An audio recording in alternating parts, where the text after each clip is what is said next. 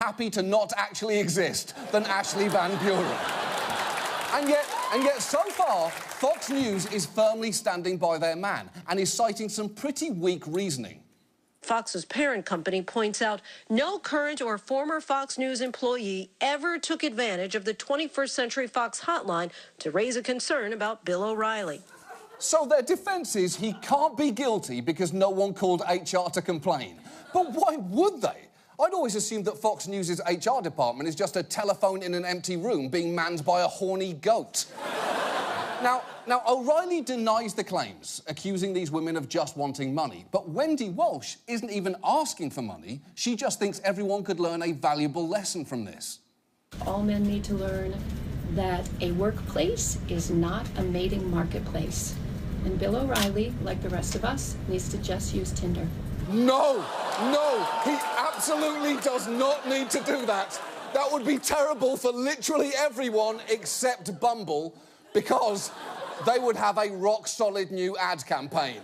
That's going to hit hard and hit well. And look, whether O'Reilly is learning his lesson here or not, his advertisers are not hanging around to find out. We've seen dozens of advertisers, our latest counts around 60 advertisers, go ahead and say we're not going to run our ads all around the O'Reilly factor anymore. Well, that is not good news for Bill O'Reilly, and I would say that he should call his advertisers to apologise, but the problem is he might just start jerking off while they're on the phone. Tap, tap, tap. Tap, tap, tap. Tap, tap, tap. Almost nobody is standing by Bill O'Reilly. Nobody, that is, apart from the President of the United States. I think he's a person I know well. He's a good person. I think he may, I think he shouldn't have settled. Personally, I think he shouldn't have settled. How come? Because you should have taken it all the way. No, I know Bill. Bill's a good person. I don't think Bill would do anything wrong. Nobody gets to be surprised by that, because it is entirely plausible that the hill our president is willing to die on is the one formed by Bill O'Reilly's workplace erection poking up against his old man slacks. So to recap this story for you, Bill O'Reilly needs advertisers and Donald Trump needs to understand sexual harassment. And here is where we come in. Because, as you may remember, our catheter cowboy has spent this year appearing in ads on Fox News explaining everything from the nuclear triads to the American Health Care Act. And I think you know where this is going. We have produced an ad to educate Donald Trump to air during the O'Reilly Factor in New York and D.C. We submitted it to stations on Friday, but weirdly, we haven't heard back from them since, which is a little surprising because we are one of the only advertisers offering to buy time on his show at the moment.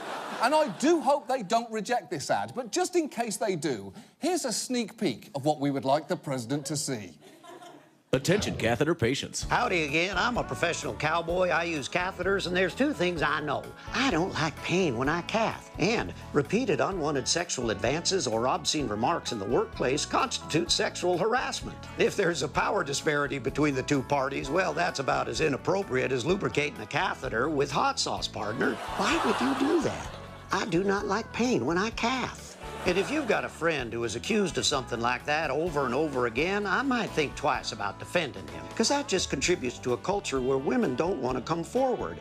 And I know you might not care about that. But on some level, you gotta know, you're blowing this. You're sacrificing the chance to make society a better place on the altar of your towering ignorance and fragile ego. You are blowing this. That's all for now. Goodbye, everyone watching this, and definitely not one specific person.